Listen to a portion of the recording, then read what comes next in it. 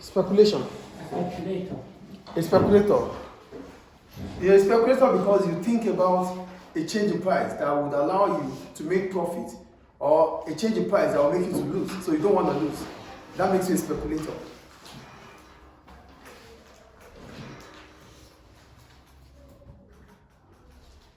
So anyone that thinks about changes that might lead to profit Or loss is a speculator. That means you are either pessimistic or optimistic. So guys, good morning. So we start with chapter 21. Introduction to the measures of economic performance. So for economic performance, basically we're talking about the economy as a whole. And what brings about the economy? We have micro and macro. So we start with micro. For micro, it is a study of individual market within an economy. So which means it's about demand and supply. So what happens to individuals within an economy, we get to know it under microeconomics. Get the point here. There's demand and supply. So whatever deals with measuring demand and supply in the economy, it is microeconomy. That's why we call it the study of individual markets. The market for goods, the market for banking, the market for education, the market for healthcare.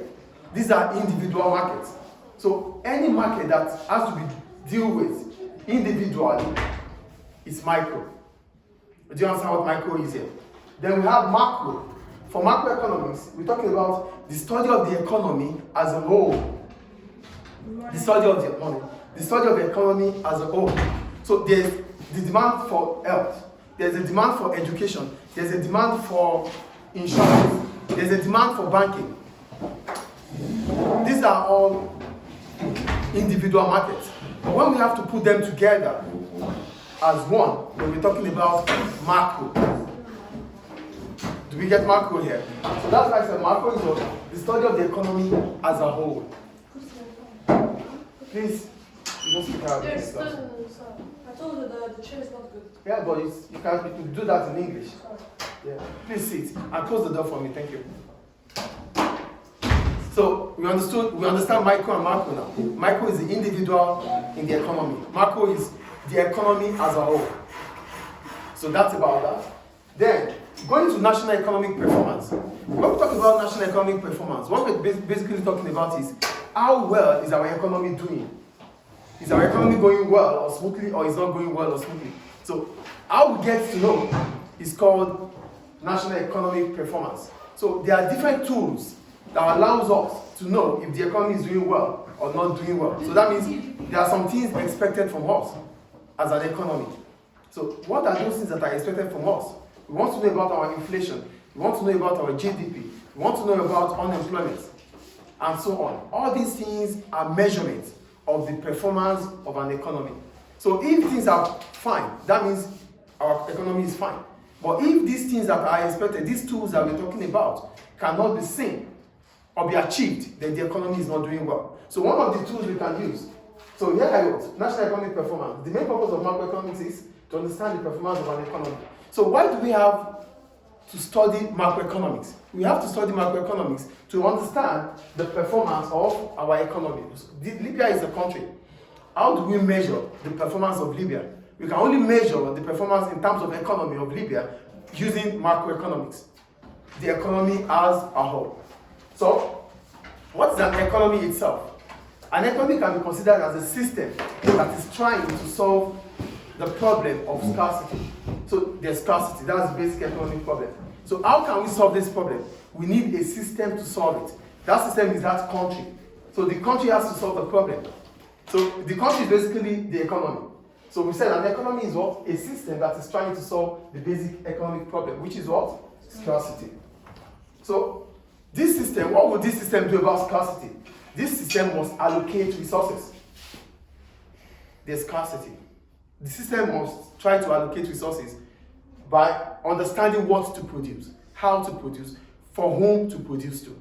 So that is how resources are allocated. There's a system that is trying to solve the basic economic problem. To solve this basic economic problem, we need allocation of resources. And to get allocation of resources done, we need to know what to produce.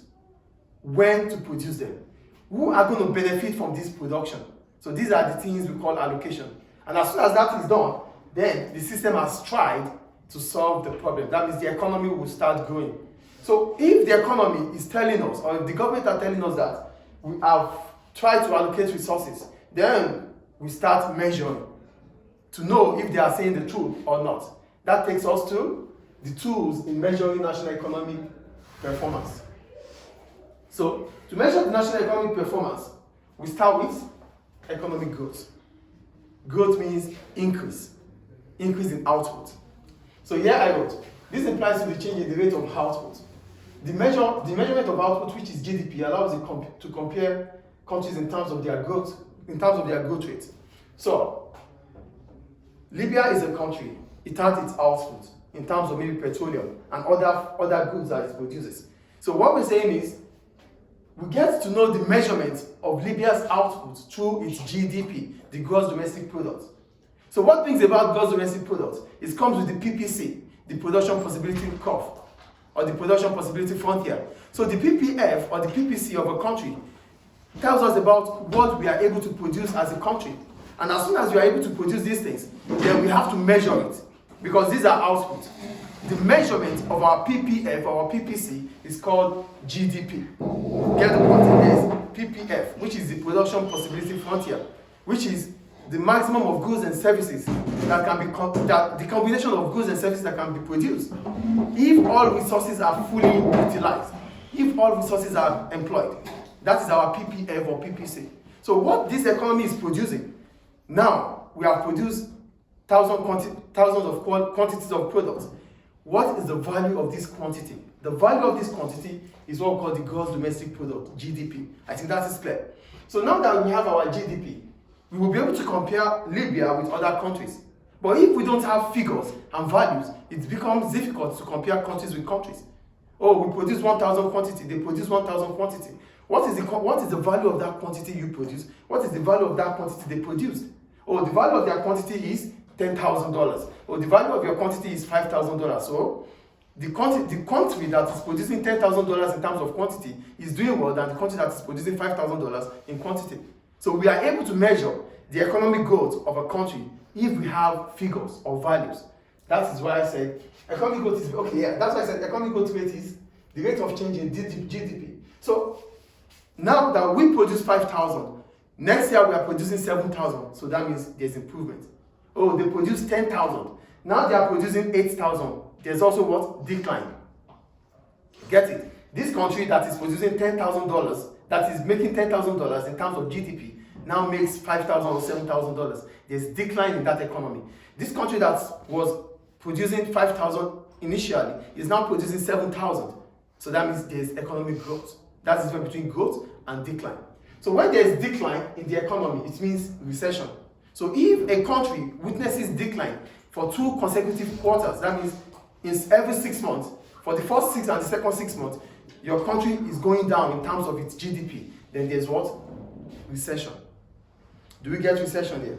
There's economic growth, which means your output is increasing in terms of what you produce. And there's economic decline. So if your country is witnessing economic decline for 2 consecutive quarters, that means for the first 6 months, the second 6 months in a row, then there's a recession. So the country will declare a recession, which means things are not going well. And when recession occurs, stop writing please. When recession occurs, it could bring about unemployment. It could bring about fall in aggregate demand. So that is all about economic growth. So if you have to measure your national economic performance, we could measure it with economic growth. So how much more are we producing in this economy will determine if we are doing well or we're not doing well in terms of growth. Do you have any question about economic